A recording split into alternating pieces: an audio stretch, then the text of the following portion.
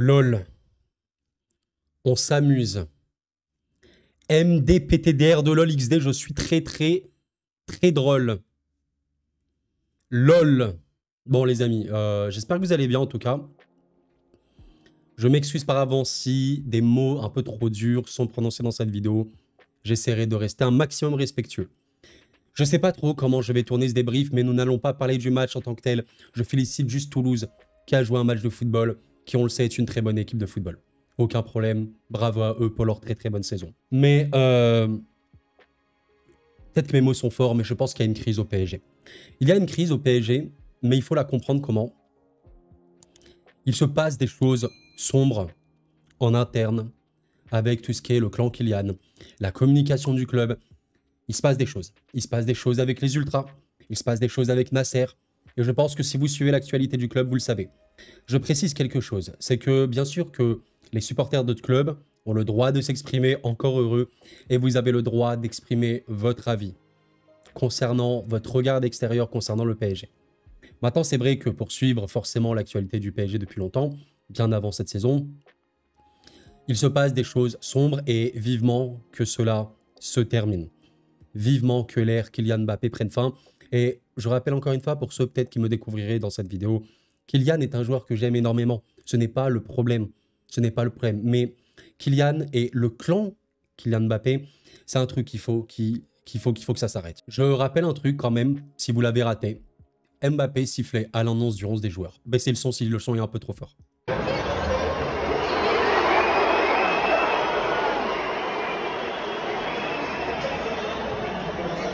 Bon. Vous l'avez vu, il a été sifflé et je ne sais pas trop si vous avez vu la vidéo de Romain Molina qui est sortie très récemment. Mais dans sa dernière vidéo, il évoque un petit peu des choses qui se passent avec les Ultras ou avec des leaders des Ultras. Et honnêtement, je le rappelle encore une fois, je ne suis pas là pour parler de choses que je ne connais pas, que je ne maîtrise pas. Donc, je ne peux pas dire, je me fie simplement aux gens qui sont plutôt fiables. Concernant Romain Molina, je considère qu'il est globalement fiable. Je connais quand même des gens qui, concernant le PSG, sont très fiables. Et c'est vrai qu'il se passe des choses en interne au PSG. Il se passe des choses, je pense que vous l'avez remarqué, mais depuis la communication de Kylian, comme quoi il quittait le Paris Saint-Germain, le club n'a absolument rien communiqué. Absolument rien. Zéro.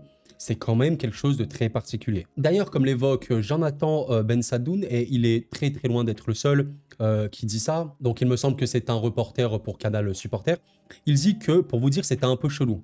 Le parc n'était pas à l'unisson et clairement, je n'ai pas senti un Mbappé ému. Content de ce tifo, ça se voyait, mais pas du tout ému. En vrai les gars, on fera, je pense, plusieurs vidéos. Je sais que c'est un sujet qui ne passionne pas tout le monde, mais il faut en parler parce que j'ai plusieurs choses à dire et j'ai pas envie de m'éparpiller dans tous les sens. Mais il y a des choses à dire concernant Kylian en tant que tel, des choses concernant à dire autour de, on va dire, le clan Kylian. On peut également parler des réactions des supporters. J'ai vu une vidéo très intéressante de Riles, même qu'il avait sorti il y a quelques mois. Je pardonne à Mbappé, j'ai vraiment envie d'y revenir et d'y réagir parce qu'il y a beaucoup de choses à dire. Mais c'est vrai que par rapport à l'émotion, bon, on se souvient des larmes de Marco Verratti. Et bon, voilà, il y a beaucoup de gens qui sentent aujourd'hui que Kylian, voilà, ça c'était aujourd'hui lors du tifo, ben, c'est juste un Kylian qui est là, qui est content de son hommage, mais voilà, qui est un peu en mode, on passe, on va dire, on passe à la suite. Et voilà, je suis vraiment pas là pour spéculer sur du langage non verbal ou quoi. Peut-être qu'il est réellement ému, mais alors oui, c'est vrai qu'il exprime très peu. Après tout, chacun exprime les choses comme il le sent. On me dira, ces émotions-là ne se contrôlent pas. C'est vrai, il ne faut pas non plus oublier que les êtres humains peuvent exprimer leurs sentiments, leurs émotions de manière tellement aléatoire parfois. Donc bon, peut-être qu'il est vraiment ému, mais il n'a pas d'autre... comment vous dire, il n'a pas d'autre expression que celle-ci. Voilà, je ne cherche pas du tout à le défendre, pas du tout, loin de là, mais simplement à dire que peut-être qu'il est vraiment ému. Mais oui, effectivement, il ne le montre vraiment que très peu. Je dois absolument revenir sur quelque chose et on va dire que je conclurai par rapport à Kylian Mbappé sur cette vidéo. Mais voilà, comme le dit ce compte Méga PSG, d'autres comptes qui ont relié ça, il y a un supporter du PSG qui s'est littéralement fait insulter par un membre du coup du Virage Auteuil qui avait sifflé Kylian. Et bon, je peux vous faire écouter la vidéo, baisser le son si jamais le son est trop fort. Je vous invite à bien tendre l'oreille. Vous entendrez littéralement ce qui est écrit.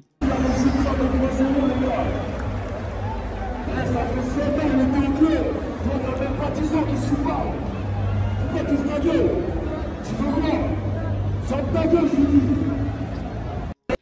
Bon, voilà, on me dira, Kuro, vraiment, je ne devrais pas relier ça et tout.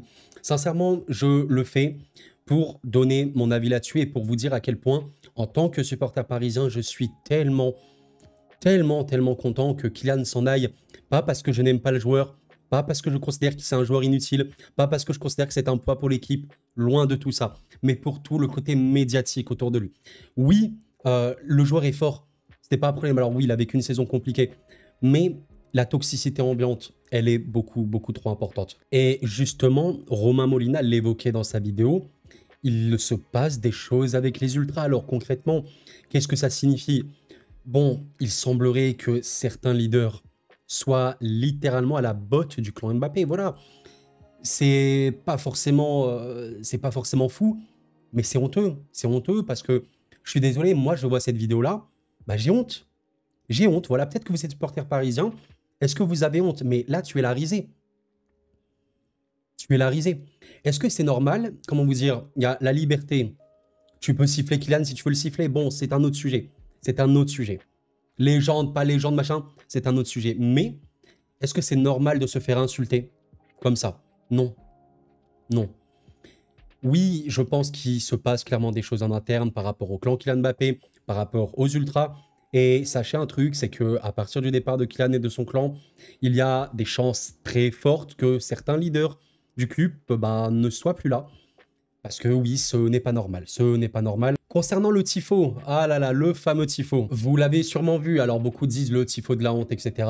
Parce que oui, c'était un tifo qui n'était pas du tout voulu, particulièrement pour le club. Hein, mais voilà, les ultras l'ont fait. Qu'est-ce que vous en pensez? Encore une fois, bon, c'est deux poids, deux mesures, hein, j'ai l'impression. Le tifo en tant que tel, bon, voilà, si vous voulez. Mais quand vous voyez notamment Marco Verratti, un joueur qui aime énormément le PSG, qui a été insulté. Ça fait 7 ans qu'il était au club. Toi, t'as même pas dit en machin. Enfin, ça, c'est ce qu'il a dit. Verratti s'est fait insulter. Honnêtement, je vais même pas vous remontrer la vidéo parce que c'est juste écœurant. Mais tout ça pour dire, il y a une immense hypocrisie générale autour du clan Kylian Mbappé. Mais ce que j'ai envie de vous dire autour de ça, c'est qu'il y a, comment vous dire, c'est une guerre pour rien. C'est une guerre pour rien. C'est une guerre d'ego. Il n'y a aucun gagnant à la fin. Il n'y a aucun gagnant. Il n'y a pas de gagnant envers nous les supporters. Il n'y a pas de gagnant au sein du club, ni pour l'équipe, ni pour le staff, ni rien. Le clan Kylian Mbappé ne gagne rien. Le clan Nasser machin ne gagne rien. C'est juste une guerre d'ego. C'est Clash of Clans version PSG. Et c'est juste honteux. Tu perds ton temps. C'est toxique. Bref, c'est se comporter voilà, dans une cour d'adultes, mais comme des enfants. C'est ridicule. C'est honnêtement juste ridicule. Donc voilà, vous me donnerez votre avis hein, par rapport au dossier Kylian. Est-ce que vous trouvez normal qu'il soit sifflé ou pas? Je vais arrêter d'en parler pour cette vidéo, mais grosso modo, je peux comprendre que des gens le sifflent. Attention, qu'est-ce que j'entends par là? C'est-à-dire que c'est un joueur qui, d'un point de vue extérieur, oui, on peut comprendre qu'il a manqué de respect au club, pas qu'une fois. Oui. Maintenant, il y a des gens qui peuvent l'applaudir, l'aimer. Chacun a son avis là-dessus. Me concernant, voilà, il a apporté des choses, mais oui, c'est très entaché par tout ce qu'il y a eu autour. Et encore une fois, attention la nuance, les amis. Il n'est pas le seul responsable. Je ne dis pas c'est Mbappé le méchant, c'est son clan les méchants, c'est à cause de machin. S'il vous plaît, je ne dis pas ça parce que le PSG est le chef, c'est lui le patron, c'est censé être le boss. Quand ton club, ton institution se fait autant marcher dessus, quand tu as un joueur qui a autant d'importance, ce n'est pas normal. Donc à un moment, il faut se poser les bonnes questions. Pourquoi Kylian Mbappé a autant d'importance? Pourquoi tu as autant cédé dans tout? Voilà, il faut se poser les bonnes questions. Et j'espère que ça va pas forcément être la même chose pour le Real Madrid. Mais bon, c'est vrai que c'est un joueur, on peut rien réellement lui refuser. Il y a cette news de Fabrice Hawkins, mais bon, qui a circulé, pas que de lui, hein, qui est très fiable comme journaliste. Mais maintenant, c'est une news qui a circulé, que tout le monde sait. Ça va évidemment devenir le joueur le mieux payé du club, du Real Madrid, et celui qui aura les droits à l'image les plus importants de l'histoire du club. Et on voit que je ne dis pas que Florentino Pérez, il a cédé sous la pression, machin ou quoi, c'est un mauvais président ou pas. Je ne dis pas ça, s'il vous plaît, les amis. Mais ce que je veux dire par là, c'est que initialement, Kylian ne va pas au Real Madrid pour diverses raisons, mais la question des droits à l'image, c'est un truc très important, même le plus important en vérité. Bon, il y a quand même Florentino Pérez qui a lâché du lest. Il a lâché du lest. Donc bon, moi, je n'ai pas d'animosité envers personne. Je souhaite à Kylian la réussite dans son futur club. Je souhaite au Real la réussite, tout ce que tu veux. Bon, à part quand vous nous affrontez, nous PSG, s'il vous plaît, quand même. Mais ce que je veux dire par là, c'est qu'il y a une vérité, c'est un joueur qui a tout. Depuis le début de sa carrière. Depuis qu'il est enfant même. C'est un joueur qui a tout le temps, tout le temps, tout le temps, tout le temps. Tout le temps. À Monaco, PSG, même quand il était enfant. Et au Real, bon, je ne dis pas qu'au Real, il va faire la même chose qu'au PSG. Mais voilà, déjà, bon, ben, ok, il a un statut. Meilleur salaire, on va me dire, ok, c'est normal. Bon, ben, les droits à l'image. Mais voilà, ça, initialement, c'était pas forcément le cas au début. On verra bien. Je pense que l'institution du Real, elle est plus puissante que tout le monde. J'ose espérer qu'il ne deviendra pas El Famoso dictator comme le PSG. Bref, je rigole par rapport à ça. Donc voilà, dites-moi un petit peu ce que vous en pensez. Encore une fois, aucune animosité, mais vivement que ça se termine. J'ai tellement hâte que ça s'arrête. Waouh, on y reviendra, je pense, parce que j'ai vraiment envie de réagir aux propos de Riles, extrêmement important sur beaucoup d'aspects. On parlera des supporters et des réactions. Mais voilà, on va parler un petit peu football quand même. Comme le dit mon confrère l'immigré parisien, il n'y a aucun remplaçant dans cette équipe qu'à niveau pour être remplaçant. Honnêtement, alors peut-être, ok, peut-être que ça va être un peu culture de l'instant et tout. Je suis désolé pour ça. Mais j'essaie de prendre du recul sur cette saison. On va prendre du recul au maximum sur cette saison côté PSG. Honnêtement, il y a eu des très belles choses. Je ne dis pas le contraire. Honnêtement, il y a vraiment eu, on va dire surtout, du jeu retrouvé. Je pense que c'est un peu peut-être l'argument le plus important. Mais quand on parle de jeu retrouvé, je pense qu'on doit surtout évoquer le fait qu'il y a une identité de jeu claire, un jeu de possession, un pressing très intense notamment, etc. Ok, il n'y a pas de problème là-dessus. Je pense que d'un point de vue management, le coach est super, il sait gérer ses joueurs, c'est un coach très humain, tout ce que vous voulez, il n'y a pas de problème. Par contre, il faut dire une vérité. Paradoxalement, ou pas, vous me dites un petit peu ce que vous en pensez, mais je pense qu'on est pas loin d'être sur un des PSG les plus faibles, en vérité, depuis l'ère QSI. Je pense que c'est pas forcément trop culture de l'instant de dire ça, mais je nous trouve faibles. Quand je dis faible, qu'est-ce que ça signifie? L'effectif, je ne dis pas qu'il est nul. Mais comme l'évoque l'immigré, il y a des joueurs que tu te poses des questions. En vérité, si tu fais, et on fera une vidéo sur ça, un peu récap de la saison, quand tu fais le cas par cas, c'est quoi les méga vraies satisfactions côté PSG cette saison? Vitinha, forcément, bien sûr. Bon, Barcola, quand même, qui a fait vraiment une saison de fou, quand même, il faut le dire. Bon, il y a eu des matchs un peu compliqués, voire très compliqués, mais il est très jeune, etc. Donc, Barcola est quand même une réussite. Warren Zaïre-Emery, malgré sa deuxième partie de saison très compliquée, dans l'absolu, c'est un très gros talent qui a montré toutes ses qualités. Donc, 3 joueurs. Dembélé quand même, bien évidemment. Je pense que ça a été le meilleur joueur offensif parisien de cette saison. Donc 4. Je dirais quand même Donnarumma sur l'ensemble de sa saison. Même si, voilà, bon, en Ligue des Champions, bref. Ça fait quoi, 5 joueurs? Marquinhos a vraiment retrouvé un bon niveau, 6 joueurs, bon. Mais je pense qu'il y en a peut-être une dizaine, un peu moins. Mais c'est vrai que quand tu penses aux remplaçants, au banc et tout, alors peut-être que je suis très sévère. Mais il y en a que tu te dis, mais pourquoi ils sont là? Peut-être que je suis pas lucide, hein. Je suis désolé si jamais. Mais c'est vrai que si je regarde par exemple ce PSG Toulouse, on regarde un petit peu les joueurs qui étaient titulaires. Skriniar, Danilo. Est-ce que c'est une satisfaction? C'est un peu sombre. Là, tu as déjà 2 centraux. Tu te dis à quoi ils servent. Déjà là, ça part un peu mal. Bon, Zag, je vais pas trop le compter, c'est un jeune Mukele. Apparemment, voilà, il n'est pas vraiment dans l'équipe. Enfin, il est là, mais il n'est pas important pour l'équipe. Donc bon, est-ce que je dois vraiment le contrer? Non. Ugarte, il a été recruté quand même au prix d'or. Est-ce qu'il a apporté, je sais pas, une présence? Tu sens que tu peux compter sur Ugarte? Je sais pas. Pour moi, pas trop. Solaire, no comment. Alors attention, il y a eu des bonnes phases, mais c'est un joueur qui est là pour être là. Encore une fois, est-ce qu'il est vraiment remplaçant dans ce PSG-là? Marco Asensio, c'est une grosse désillusion. Bon, je sais pas si c'est une grosse, mais c'est un joueur de banc. Mais souvent, quand il entre, on va pas dire qu'il fait non plus des diffs hallucinantes. Enfin, je trouve que c'est pas forcément comme un Brahim Diaz au Real Madrid qui rentre et qui peut changer un match. Je trouve que c'est pas trop ça. Kangin Lee, c'est un peu sombre également.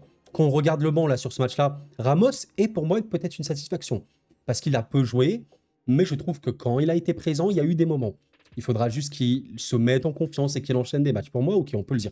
Achraf Hakimi avec ses hauts et ses bas, je sais pas trop quoi penser de joueur, mais dans l'absolu, il reste quand même un top. Mayulu, je vais pas le compter, il est jeune, il n'a pas joué. Fabian Ruiz, les amis, c'est un peu très sombre. Il a pu faire des vrais bons matchs, mais parfois tu te dis à quoi il sert. Beraldo, il vient d'arriver, on va pas trop lui en vouloir, même si ça peut compliquer.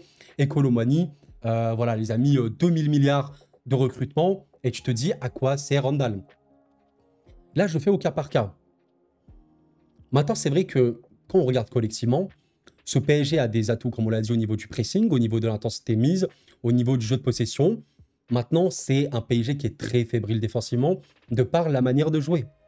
Il n'y a pas de sentinelle du top niveau. Même, je pense que Matic, à Lyon, est plus un top sentinelle qu'on a au PSG. Parce qu'aujourd'hui, c'est qui notre numéro 6? C'est Vitinha, ok. Mais dans l'absolu, il a d'autres qualités que être purement une sentinelle. Vous voyez ce que je veux dire? Je suis d'accord pour dire que Vitinha est globalement plus fort que beaucoup de milieux. Mais là, je parle du rôle de milieu défensif dans le sens le plus pur, le plus total. Mais au-delà de ça, oui, tu es dans un flou assez extrême pour le PSG. Voilà, je pense qu'on a un chantier de malade mental, mais on le savait. Ce n'est pas nouveau. Je rappelle encore une fois, pour ceux qui auraient oublié, quand on était en début de saison, d'ailleurs, je me suis lancé sur YouTube à cette période-là, en août, qu'est-ce qui s'est passé? On était en mode, ok, il y a eu un mercato machin. On rappelle, les amis, que le but, c'était de se reconstruire. Qu'est-ce que ça on entend par reconstruction? C'est-à-dire de repartir sur des basses scènes, essayer d'avoir un jeu attrayant, et on sait qu'on a des lacunes niveau effectif. On n'apprend rien. Les lacunes niveau effectif pour le PSG, elles sont immenses. Elles sont immenses, malgré les 11 recrues. Elles sont immenses. En l'état, j'ai pas l'impression que le PSG est extrêmement compétitif. Il peut l'être séquentiellement, mais je trouve que c'est quand même trop fébrile. Il faudrait que je retrouve ça pour une autre vidéo, mais le PSG est une des équipes qui subit le plus d'occasions en Europe. Et il me semble que c'est le pire PSG au niveau des occasions subies depuis. Donc voilà, vous me dites un petit peu ce que vous en pensez, mais l'avenir peut sembler peut-être sombre. Pour moi, il y a de la nuance à faire, je conclurai. Avant, j'ai quand même envie de rendre hommage à une légende du club, forcément. Monsieur Michel Montana, ouais, c'est ça, je crois, son nom et prénom. Merci pour tout, Michel. Tu auras apporté énormément à ce club depuis plus de 2 décennies, je pense, je ne sais même plus. Merci, merci, tu as été la voix du parc, la voix du Paris Saint-Germain, un vrai passionné, un amoureux de football qui a toujours tout donné pour ce club. Et tu nous manqueras et j'espère que ton ou ta remplaçante sera à la hauteur de ta légende. À bientôt mon pote. Donc voilà les amis, pour conclure, je pense que le PSG a quand même un bel avenir dans le sens où c'est un club qui, de manière totalement lucide et transparente avec vous, a évolué depuis cet été. Il y a eu énormément de choses mal faites, énormément d'erreurs. J'ai trouvé qu'il y a eu une grosse prise de conscience collective. Est-ce que ça va se prolonger? Je l'espère. Si on repart sur notre travers, clairement ça va être n'importe quoi. Parce que tu perds Kylian Mbappé, qu'on le veuille ou non, tu perds un mec qui était fiable. Ça, c'est une vérité. Parce que oui, on parle des stats, on dit que les stats, ça fait pas tout. C'est vrai, mais au moins, ça te permet de gagner des matchs de Ligue 1, etc., etc., des matchs de Coupe de France, tout ce que tu veux. Donc bon, ok. Maintenant, tu pourras totalement le remplacer avec un mec qui va pas stater à fond. Le collectif sera plus fort que tout, on est d'accord. Mais il faudra recruter intelligemment.